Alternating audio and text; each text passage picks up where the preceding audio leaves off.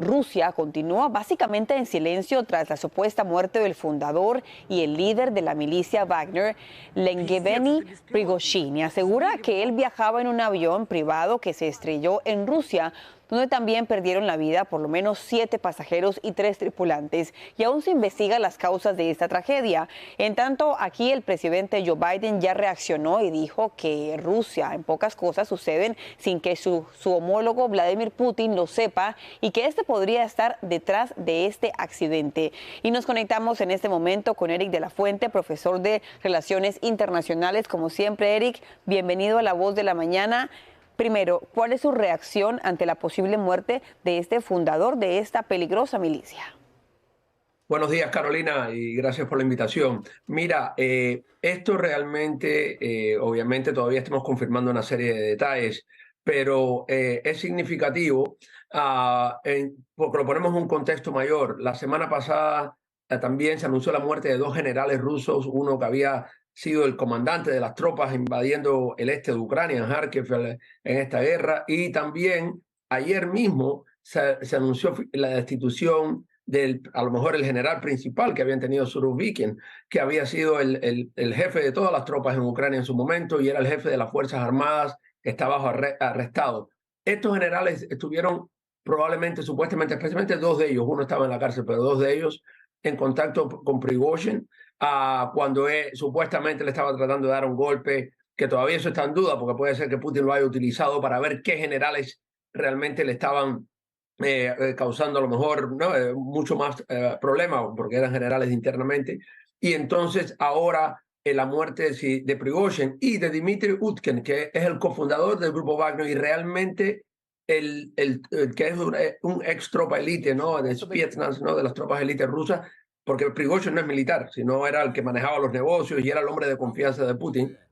Esto lo que te dice es que en general Putin ha estado tratando de consolidar un poder, que había fisuras dentro del gobierno ruso, dentro de las fuerzas de poder, especialmente con generales, y con estos arrestos, estas muertes que surgieron la semana pasada, ahora la caída de este avión donde muere Prigozhin y Utkin, te dice que el Kremlin a lo mejor ha podido reconciliar un poco ese poder que a lo mejor estaba un poco tambaleando, ¿no? Hay que dejarlo en claro, todavía no podemos confirmar que sí, en efecto, Claro. perdió la vida, pero ¿le parece a usted de alguna forma como analista preocupante que el presidente de Estados Unidos, Joe Biden, acuse directamente a Putin? Razones tiene, sabemos, es obvio, para no querer que esta persona todavía siga en el círculo y siga todavía pues vivo, pero es peligroso que el presidente diga directamente que Putin podría estar involucrado en esto. ¿De alguna forma podría reaccionar Rusia en contra de Estados Unidos por esto? No, mira, no lo creo. Lo que dijo el presidente Biden es obvio. Nada a este nivel ocurre en Rusia sin el visto bueno de Vladimir Putin. Ahora, claro que es especular que si ocurrió o no ocurrió. Yo creo que sí, porque si no, si sale de nuevo vivo Prigozhin, entonces van a saber que todo es un complot entre el Kremlin y Prigozhin, etcétera. Que creo que hubo en su momento para ver los generales, pero puede ser que no. Pero bueno, hay que ver. La otra, que si fue un accidente, que puede ser también, pero sería mucha coincidencia que estaban no solo Prigozhin, pero también, si es verdad, la jefatura militar del grupo Wagner, que eso es importante entender, porque de nuevo son las tropas élites de ese grupo. Prigozhin no es uno de ellos. Prigozhin básicamente no tiene ningún tipo de formación militar, ni mucho menos, aunque sale con todos los rifles, y creo que eso también es importante.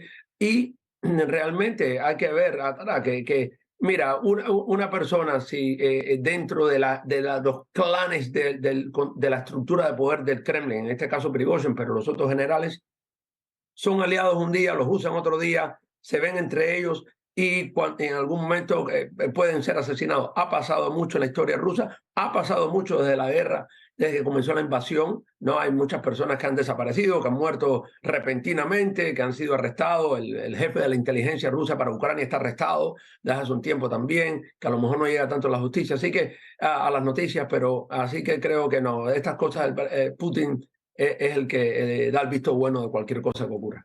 Sin lugar a dudas, la expectativa esta mañana es la llegada del expresidente Donald Trump a esta cárcel del condado de Fulton aquí en Atlanta. Y lo cierto es que mientras eso ocurre, la noche de ayer el expresidente Donald Trump, quien no fue al debate de los precandidatos presidenciales republicanos, habló con el conservador Tucker Carlson y le dijo lo siguiente sobre lo que él considera es el motivo de la acusación que enfrenta aquí en Georgia. Escuchemos.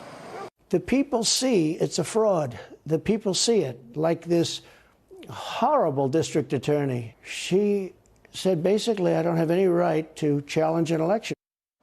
Ahora bien, lo pautado hasta ahora es que el expresidente Trump llegue a esta cárcel y se entregue a las autoridades ya avanzadas las horas de la tarde de hoy, es decir, cerca entre las 6 o 7 de la noche. Ahora, mientras eso ocurre, en el día de ayer esta cárcel estuvo bastante ajetreada. De hecho, ya 9 personas se han entregado. Ya hemos visto las fotografías de los 9 acusados que ya han sido procesados por las autoridades del condado Fulton. Pero la figura más resaltante del día de ayer fue Rudy Giuliani, quien también vino, se entregó luego de un proceso largo de discusión con un abogado que lo representa aquí en esta ciudad.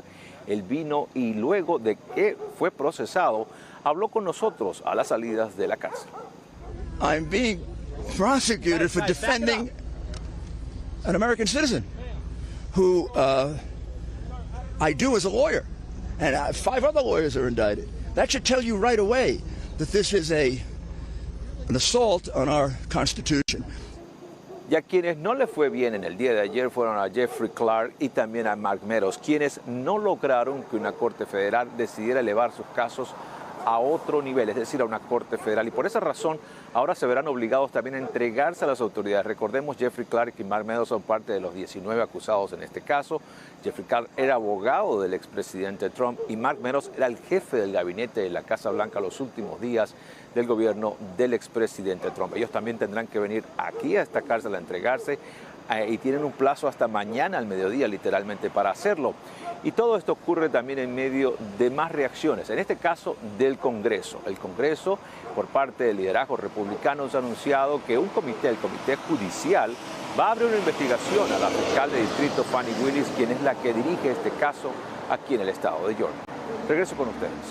Pasadena, en Texas, honran la vida de la pequeña María Elena González. La pequeñita de apenas 11 años fue velada en la iglesia Mundo Pentecostal y varios de sus seres queridos y vecinos la despidieron, mientras aumenta el clamor para que se haga justicia. Al mismo tiempo, llegaba a la cárcel el sospechoso Carlos García Rodríguez, quien fue extraditado desde Luisiana en medio de la investigación por la violación y la muerte de la niña María. Escuchemos lo que dice el padre de la víctima y también una vecina. Y necesito justicia y que me sigan apoyando cada uno de ustedes. Su presencia, su calidez, su ternura, era puro amor ella. Ahora solamente falta conocer los resultados de las pruebas de ADN y también escuchar el testimonio del sospechoso García Rodríguez.